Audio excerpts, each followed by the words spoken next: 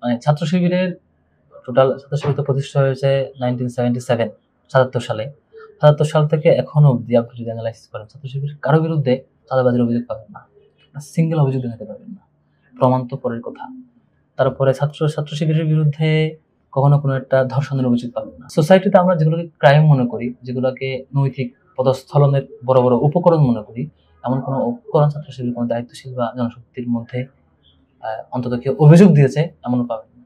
সেদিক থেকে বাকি সংগঠনগুলো অ্যানালাইসিস করবেন, আপনি বিভিন্ন সংগঠনে দেখবেন যে তারা ধর্ষণের সেঞ্চুরি পালন করে, তারা চাঁদাবাজি করাটাকে উৎসব মনে করে, তারা একটু সুযোগ পেলেই মনে করে যে তারা এই যে সুযোগ পেয়েছে এখন আমার খাওয়া উচিত। সেই দিক থেকে ছাত্র শিবির একেবারে ডিফারেন্ট একটা নৈতিক চরিত্রের সম্বলিত জেনারেশন তৈরি করার জন্য কাজ করেছে। আমরা একটা নিজেরাই প্রেশার গ্রুপ হয়ে উঠবো, যে প্রেশার গ্রুপের মধ্য দিয়ে যারা এই ধরনের কাজ করার সাহস করতেন তারা কখনো সাহস করতে পারবেন না। তারা এই ধরনের এটা যারাই করতে চাবেন তাদেরকে আমরা আইনের সর্বোচ্চ বিদ্যুৎ সাশ্রয় যমুনা এসি, মাত্র 24 টাকায় এসি চলবে সারাদিন। যমুনা এসি মুখোমুখি করবো, আইনের আশ্রয় নিয়ে তাদেরকে শাস্তি নিশ্চিতে এই ধরনের অপরাধ যাতে না হয় সেই ব্যবস্থার চেষ্টা আমরা করবো।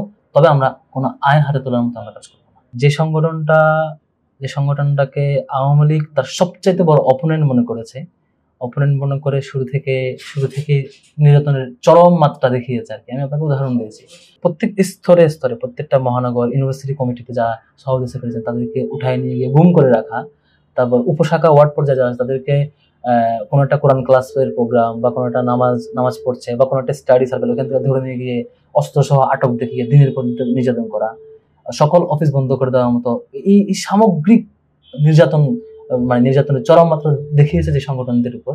আমরা সবচেয়ে বেশি ডাইহার্ড চেষ্টা করছি যে আমাদের উপর যারা এই ধরনের টর্চার করেছে, যারা এই ধরনের সিরিয়াসলি আমাদেরকে নিশ্চিন্ন করার চেষ্টা করছে, তাদের পানিশমেন্ট এখন হচ্ছে না কেন, এটা জন্য আমরা বেশি ডাইহার্ড চেষ্টা করছি।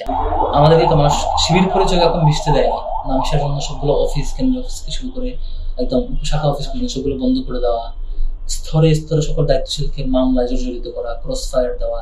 ইসলামী বিশ্ববিদ্যালয় ওয়ালিউল্লাহ মুকাদ্দাস কিন্তু আমরা এখনো পাই না, ওনাকে যে গুম করেছে এখনো পাচ্ছি না। এরকম বহু দায়িত্বশীলকে এরকম গুম করে ক্রস ফায়ার হত্যা করেছে। এরকম ডিটাচ করে ফেলার পর তাদের একটা শিবির ভীতি তৈরি করার চেষ্টা করেছে। হ্যাঁ, তারা এরকম একটা জেনারেশনকে যখন আপনি ক্লাস 5, 6, 7 থেকে ইউনিভার্সিটি পড়াশোনা করছেন, সবসময় এরকম একটা ভীতিকর বয়ান তাকে খাওয়াবেন, তারা মোটামুটি সত্যই মনে করবে, তারা বিরক্তি শুরু করবে।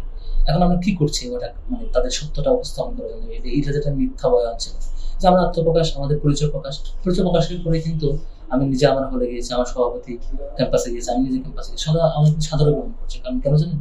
কারণ আমরা এতদিনে আমাদের জীবন নির্বাহ কেমন ছিল, আমাদের ক্যাম্পাসে চলাফেরা কেমন ছিল, আমাদের অ্যাপ্রোচ কেমন ছিল, আমাদের ক্লাসমেট সহ অন্যান্য বিভিন্ন সামাজিক সংগঠনের কলিগদের সাথে আমাদের আচরণ কেমন ছিল, সবকিছু সবাই কিন্তু একটা অ্যানালাইসিস করে পেয়েছে।